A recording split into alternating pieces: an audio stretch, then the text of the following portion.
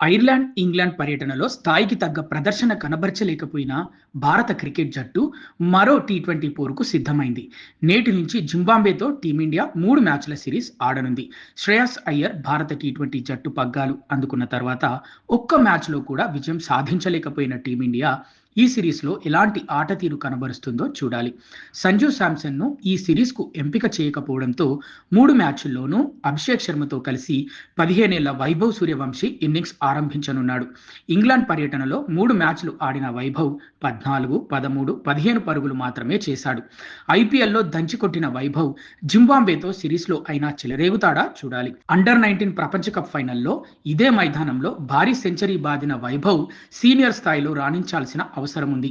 ఇషాన్ కిషన్, శ్రేయస్ అయ్యర్, తిలక్ వర్మ, రింకు సింగ్, శివం దుబేతో middle order పటిష్టంగా ఉంది. అయితే వీరంతా సమిష్టిగా రాణించాల్సి ఉంది.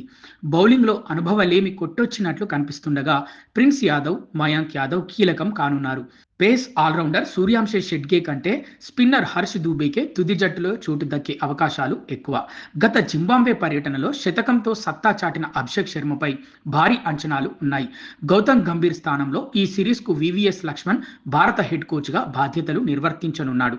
మరోవైపు సికందర్ రాజా సారథ్యంలోని జింబాబ్వే జట్టులో బెనెట్, మరుమణి, మధెవెరే, బర్ల్, ఇవాన్స్, మసకజ్జా రూపంలో నైపుణ్యం గల ఆటగాళ్లు ఉన్నారు.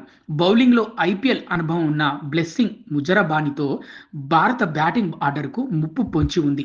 పిచ్ పేసర్లకు సహకరించనుంది. కుదురుకుంటే పరుగులు చేయడం పెద్ద కష్టం కాదు. మ్యాచ్కు వర్ష సూచన లేదు.